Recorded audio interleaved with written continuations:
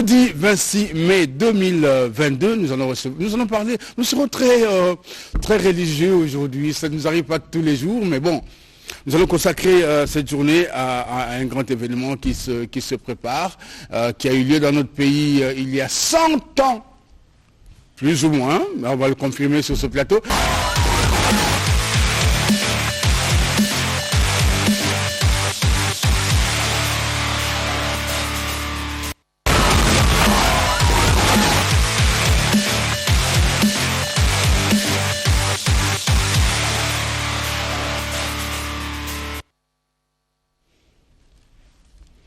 Voilà, c'est le pasteur, on vous appelle Bouga, mais c'est plus long le nom. Bonjour, merci. Mon nom est long, c'est vrai, c'est pour ça que, vous l'avez, comme les gens difficiles à le prononcer, mon nom c'est Bouga Lagaja. Voilà. Alors comme Bouga Lagaja, souvent c'est difficile à prononcer, bon, on a abrégé à Bouga. Et pour une anecdote, Bouga Lagaja, Changa Changa, Ruzamuka Changa Changa, Shadrach. Qu'est-ce que ça veut dire en fait? En fait, Bouga Lagaja, c'est quelqu'un qui amuse, c'est quelqu'un qui apporte un peu de la joie. Et vous le portez bien ce nom-là? Oui, tout à fait. Ah tout oui? À fait, tout à fait. On va peut-être le vivre maintenant sur ce plateau, pasteur. Et Changa Changa, c'est... Changa Changa, c'est un peu mélange. Méli-mélo, on mélange un peu le tout. Ça peut signifier aussi quelqu'un qui sait et prendre tout ce qui vient de partout pour le mettre ensemble. Assembler, pour le mettre ensemble. Ok. Voilà. Mais c'est un nom qui est plus ou moins prémonitoire. Aujourd'hui, vous êtes pasteur, vous êtes pasteur principal de CEPAC. Oui, ce nom-là vous prédestinez déjà au travail que vous faites aujourd'hui. Oui, c'est vrai que, bon, de mon enfance, je voulais être pilote d'avion.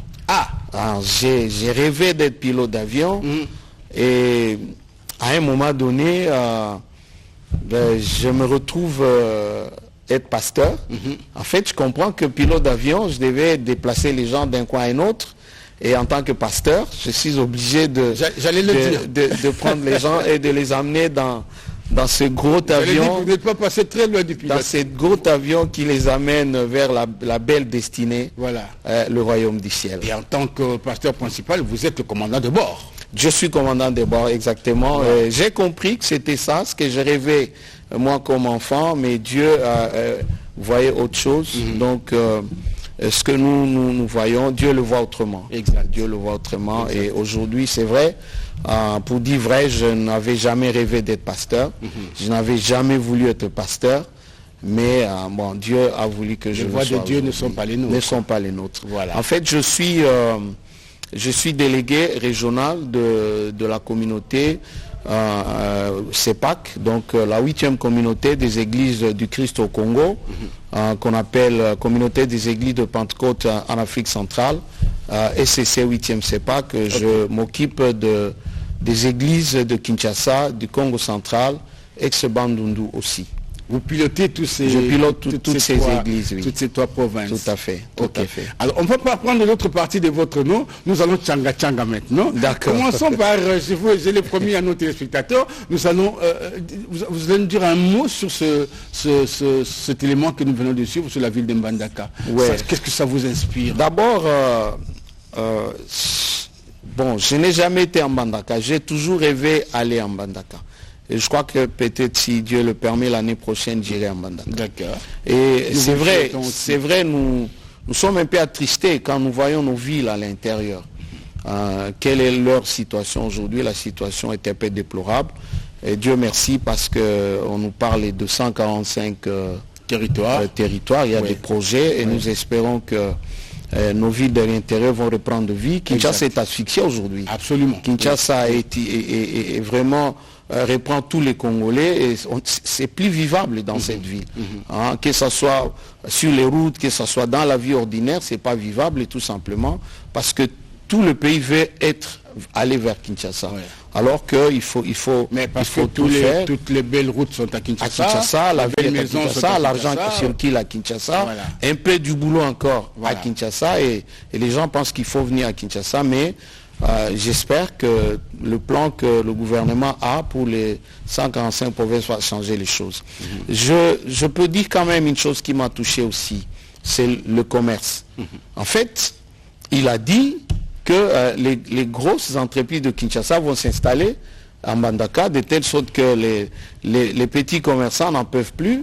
Et ça, c'est quand même un problème sur lequel on est en train de crier tous les jours. Parce que le gouvernement doit protéger les opérateurs nationaux. Exact. Parce que même si les gros vont s'installer en Mbandaka, qu'ils s'installent en vente en gros. Exact. Mais malheureusement, ils s'installent et ils font le vente en détail. Même pour vendre des épingles. Même les épingles, même des petites choses, les cure-dents, les beignets. J'en ai vu une ici, une étrangère qui vend les beignets. C'est ce qui n'est pas acceptable. Donc il faut qu'on protège les opérateurs économiques. Plus l'argent ne circule pas, plus il n'y a pas d'opérateurs économiques, plus il n'y a pas de vie. Et nous dans les églises, vous savez que l'évangile est gratuit, mais l'évangile coûte de l'argent. Ça a un coût. Il y a un coût. Il faut que les fidèles aient les moyens et de quoi pouvoir apporter à l'église pour le fonctionnement de l'œuvre de Dieu. Exact. Et là, j'ouvre une petite parenthèse. Souvent, on nous attaque, nous les pasteurs. On dit que nous nous intéressons à la politique, vous vous attaquez aux politiciens. Mais je suis pasteur. Le pasteur a une mission prophétique. Et la mission prophétique veut que je puisse défendre les faibles. Je dois être du côté des faibles. Et quand les pasteurs sont du côté des faibles... malheureusement, le faible, c'est le peuple. C'est le peuple. Le pasteur ne peut que défendre le peuple parce qu'il doit être du côté du peuple. C'est vrai, on ne dit pas le peuple. Quand je dis le peuple, même les tenants du pouvoir sont du côté du peuple. Mais on doit défendre les vulnérables. Donc ça, c'est le rôle prophétique de l'Église. Et parfois, je suis étonné de voir que les politiciens veulent que nous, on se taise, que les pasteurs se taisent, alors que les gens qui sont gérés par les politiques, ce sont les membres de nos églises. Qui viennent se plaindre chez vous. Ce sont nos chrétiens, ce sont les chrétiens, ce sont nos membres de nos églises, et avec qui nous sommes, ce sont nos frères et sœurs, et leur sort nous concerne. Parce que quand un fidèle vient vous voir, pasteur, écoutez, j'ai perdu mon travail, parce que tel, parce que l'entreprise a fermé, parce que on a détourné dans notre entreprise, et l'entreprise a été obligée de fermer, et les charges reviennent sur le pasteur. Pasteur, est-ce que je ne peux pas avoir un peu de riz? Tout à fait. Il faut absolument nous faisons du social. Ce que peut-être on ne comprend pas aussi, l'État doit comprendre que... C'est peut-être parce que vous êtes gênant. On veut vous faire taire parce que vous êtes gênant. Bon, parce que vous dites trop haut, c'est que... Je crois que quand vous suivez... Même, ils n'ont pas envie de dire. Quand vous suivez même l'histoire de l'Église, vous verrez que depuis les temps anciens, depuis le XIIe siècle, il y a des gens qui se sont levés pour défendre la vérité. On connaît un certain Luther King. Martin Luther. Et avant Martin, il y avait un certain Valdo qui s'est élevé, qui n'était pas d'accord à ce que les gens étaient en train de s'enrichir pendant que d'autres croupissaient dans la misère. Et à ces temps-là, il y a John Hus, par exemple, au XIIe siècle, qui lui, il défendait déjà à ce temps-là la justice sociale. Donc c'est normal que nous restions dans notre rôle prophétique. Et les pasteurs, les prêtres, je crois les imams, normalement, chacun doit jouer son rôle, le rôle prophétique. Moi, vous savez, je vous y encourage. Merci beaucoup. Merci beaucoup. Donc, pour revenir sur Mbandaka, je crois qu'il y a des choses à faire. On ne pouvait pas croire. Et là, j'en appelle aussi à la responsabilité de nos dirigeants quand même. On ne pouvait pas imaginer qu'une ville comme Mbandaka, dont les filles sont gérées ce pays pendant 32 ans, qu'on retrouve cette ville dans cet état-là. Ce n'est pas normal. Et je crois que les gens doivent prendre conscience. Je n'ai jamais été au Cameroun, mais il paraît qu'au Cameroun, le week-end, dans la ville, il n'y a personne. Donc au Cameroun, le week-end, par exemple, nous, Kinshasa, le week-end, tous les politiciens, ils ne sont pas là, ils sont à Kassangoulou, dans leur champ, ils sont au plateau, dans leur champ, mais ici, les week-ends, les politiciens sont à Bruxelles. Les politiciens sont à Johannesburg. Non, on doit changer cette façon de voir les choses pour nous occuper. Nous devons nous occuper de ce pays. Et nous pensons qu'il y a une dimension spirituelle, effectivement, qui nous échappe dans ce pays. Parce que nous ne comprenons pas exactement que les gens qui voyagent, les gens qui voient ce qui se passe ailleurs, et quand ils rentrent chez nous, dès qu'ils atterrissent en Djili, c'est comme si il y a une machine qui efface tout dans la tête. On n'a aucun souci de dire qu'on doit faire mieux chez nous. Oui. On doit faire mieux chez nous. Oui. Et nous avons des raisons de faire mieux chez nous. Dieu nous a tout donné pour que nous soyons un pays prospère. Et grand. Et nous avons toujours foi. Puissant. Oui. Très puissant, prospère. Et moi, j'ai de l'espoir. Je n'ai jamais perdu espoir en ce qui concerne l'avenir radieux de ce pays qu'est le Congo. Alors, vous venez nous annoncer un grand événement. Le grand événement que nous venons vous annoncer, c'est l'organisation de notre centenaire. En fait, nous sommes une communauté peut-être mal connue au Congo, mal connue dans ce pays. Mais alors que c'est vraiment une grande communauté qui fait beaucoup, qui a fait beaucoup et qui continue à faire beaucoup pour cette nation. C'est la 8e, l'ECC 8e CEPAC. C'est une communauté dont l'œuvre commence depuis 1921. Donc nous sommes venus annoncer que les premiers missionnaires suédois qui ont quitté la Suède, ils ont quitté la Suède au mois de juin. En avril, pardon, ils avaient quitté la Suède au mois d'avril. Ils sont arrivés au Congo via la Tanzanie, à Uvira exactement, au port de Kalundu. Ils sont partis au port de Kalundu. Au port de Kalundu, justement, ils sont arrivés au port de Kalundu au mois de juin 1921. Et nous sommes dans une année que nous appelons l'année du centenaire, par le Tanganyika, tout à fait. Ils sont arrivés à Uvira. Donc nous sommes dans une année centenaire qui a commencé en 2021. Nous avions dit, nous organisons cette année centenaire de 2021 et nous la clôturons en 2022. En ce qui concerne Congo-Ouest, Congo-Ouest, c'est là où nous sommes. Nous sommes en train d'organiser cette activité du 9 au 11 juin 2022. Tout prochainement, dans 2 semaines. Et cette activité va s'organiser au niveau de la cathédrale du centenaire protestant, ici à Lingwala, donc du 9 au 11. Donc nous aurons 2 jours de culte, de rassemblement d'après-midi. Donc jeudi et vendredi, jeudi 9 et vendredi 10, nous serons là l'après-midi. Et samedi, ça va être la clôture. Nous serons là le matin de 9h à 13h.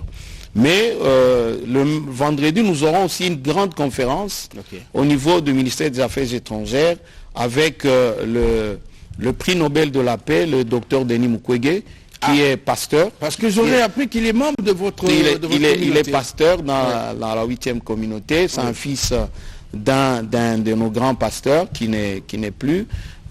J'ai vu à Bukavu où le papa du docteur a travaillé. Qu'il a construit là où il a travaillé. Tout à fait. Malheureusement, lors de notre passage, le prix Nobel était en voyage de la ville. Il avait manqué. C'est vrai, c'est quelqu'un malheureusement. On nous dit que du bien de lui et surtout de son papa, de sa famille, tout ce qu'ils ont fait pour la communauté. Tout à fait. Donc, si je prends la ville de Bukavu, aujourd'hui la ville de Bukavu a 110 églises aujourd'hui, mais à son temps, nous, quand on a grandi, il n'y avait qu'une seule église. Et cette église était dirigée par le père du docteur Mukwege, papa révérend Mukwege Chuma. Nous tous, on était là. J'ai fait l'école des dimanches dans cette église où le père de Mukwege était pasteur. Et aujourd'hui, nous sommes aussi contents que lui-même ait suivi les pas de son père, qu'il puisse servir le Seigneur. Et nous sommes fiers parce qu'il fait une fierté pour la nation. C'est la fierté pour le Congo, c'est la fierté pour notre communauté, pour toute l'Afrique, parce qu'en fait, citoyen du monde, il est devenu. Ça fait après Mandela, nous avons un autre prix Nobel, le docteur Denis Mukwege. Des fois, je me demande si on lui demande un visa quand il va dans un pays ou un autre en tant que prix Nobel, mais en tant que pasteur Mukwege, tout simplement. Non, je crois que les portes du monde lui sont ouvertes. Et c'est notre compatriote. Et souvent quand je le vois, quand je parle avec lui, il me dit,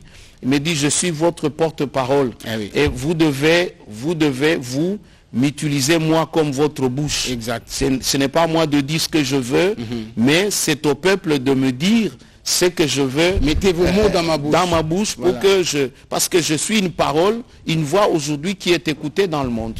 Et nous sommes fiers en tant que Congolais d'avoir un de nos fils. Absolument. Et nous pensons que par la grâce de Dieu, il sera avec nous pendant ces festivités au niveau de Kinshasa. La clôture se fera au mois d'août à Bukavu, parce que c'est là où il y a le siège. Mais pour l'instant, du 9 au 11, à la cathédrale du centenaire protestant, nous serons là pour célébrer cet événement en ce qui concerne l'ECC 8e CEPAC, la partie ouest du Congo. Voilà. Voilà. Pasteur, vous avez dit tout à l'heure, quand vous avez commencé, que c'est une communauté qui n'est pas très bien connue. Parlez-nous-en maintenant. Quelle est la différence? Quelles sont les particularités qu'il y a dans le mouvement pentecôtiste, dans l'église pentecôtiste, comme on l'appelle aujourd'hui, hein? Oui. Vous les appelez à votre manière. Nous appelons globalement l'église pentecôtiste. Oui. En quoi elle est différente des autres communautés chrétiennes que nous connaissons? Bon, en fait, nous sommes tous ici du mouvement protestant. Nous sommes tous au départ des protestants. Oui. Maintenant, il y a... Vous pouvez organiser facilement vos activités au centenaire à la cathédrale, protestant. parce que nous sommes membres de l'église du Christ au Congo. Voilà. Bon, c'est vrai qu'il y a quelques particularités parmi nous, selon les éléments sur lesquels nous focalisons beaucoup notre attention. Nous, les pentecôtistes, par exemple, nous focalisons beaucoup l'attention sur l'action du Saint-Esprit.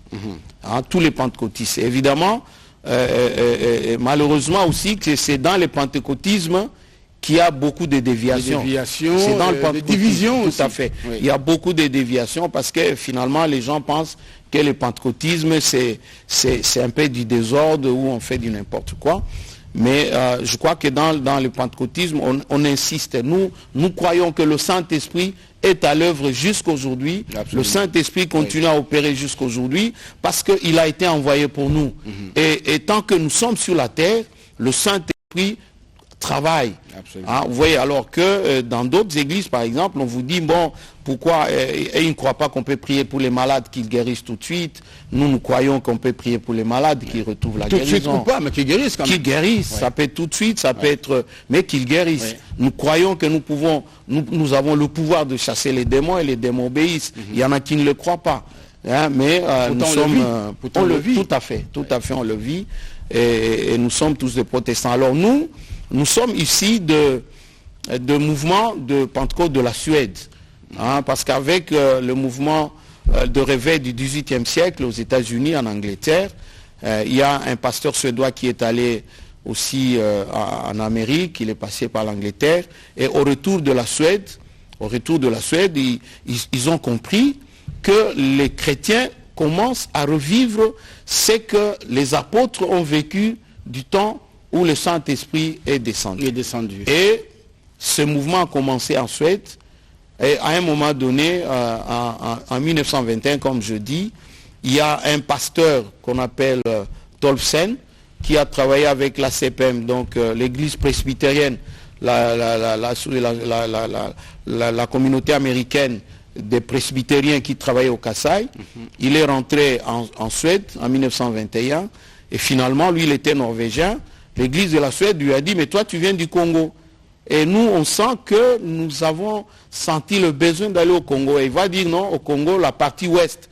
Parce qu'il faut dire que la partie ouest du Congo était déjà évangélisée vers la première évangélisation, commence en 1878. Hein, de ce côté ici. Les églises comme Sebeko, ça vient des anciens missionnaires qui ont commencé l'œuvre à l'ouest. Et à l'est, il n'y avait pas encore la grande évangélisation. Oui, c'est parce ainsi que l'Est à l'époque était plus... où il y avait le mouvement arabisé qui est passé par là, les musulmans qui sont passés par là. Et c'est ainsi que... Mais déjà l'église catholique était déjà là. Bien sûr. L'église catholique était déjà là. Et c'est ainsi que l'église suédoise, avec leur pasteur Léo Petrus, ils vont décider d'envoyer des missionnaires au Congo, et les tout premiers, comme j'ai dit, sont arrivés en 1921. Donc la CEPAC commence l'évangélisation depuis ces temps-là.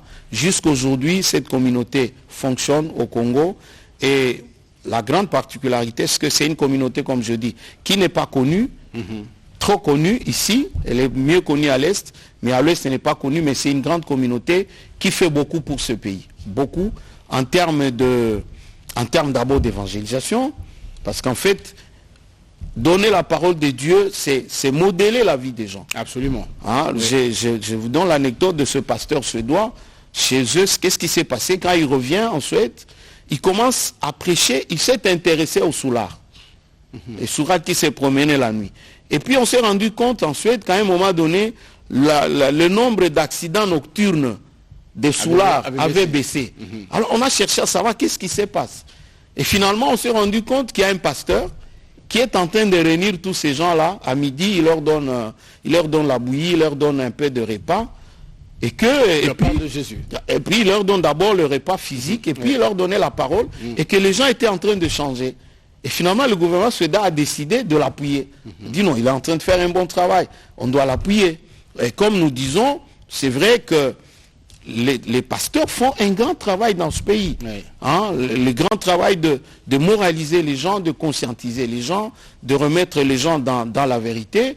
Et je crois que c'est un travail que le gouvernement doit toujours louer le travail que les églises sont en train de faire.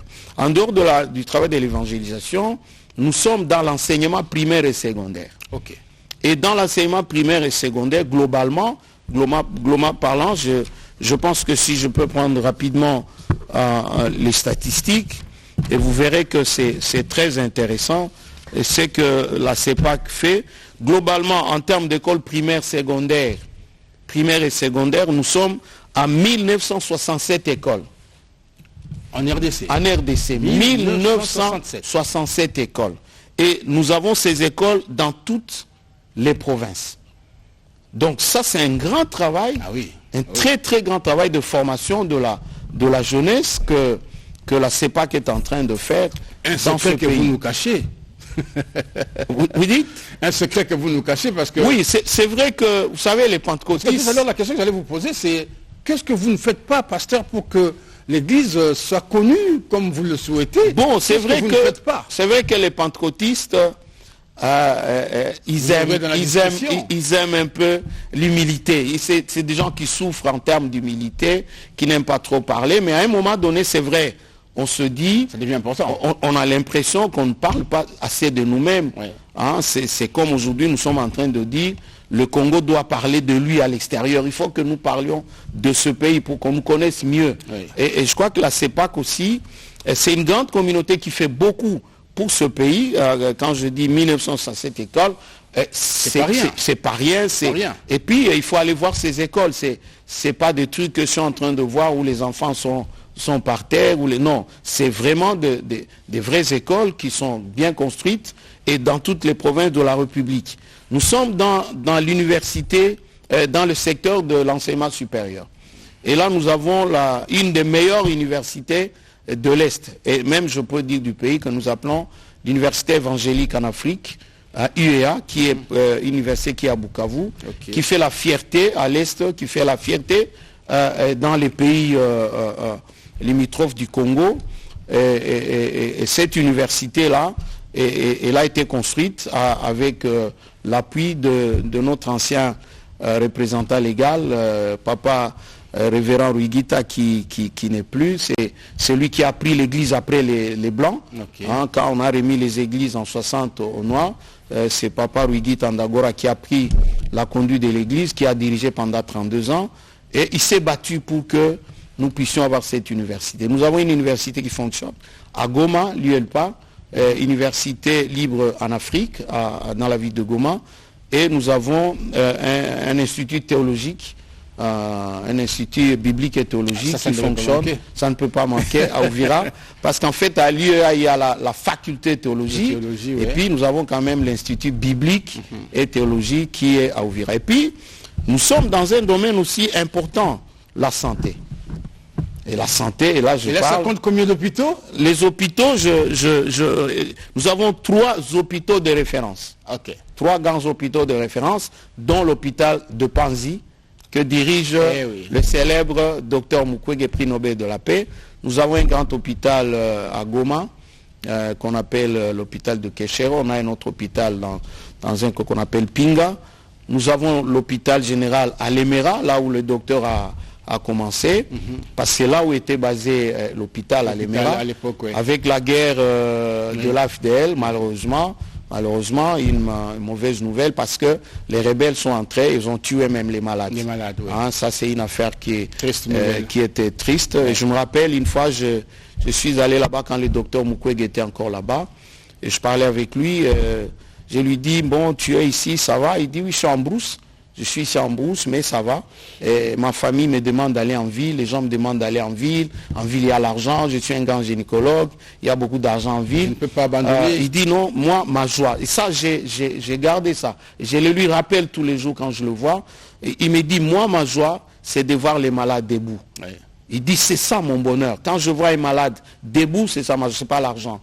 Et ça, j'ai gardé. Et je crois que si aujourd'hui, il est prix Nobel de la paix, je comprends. S'il était à la recherche de l'argent, s'il courait derrière l'argent, je crois qu'il ne serait pas aujourd'hui prix Nobel de la paix. Ça, mais son souci à lui, c'était les malades.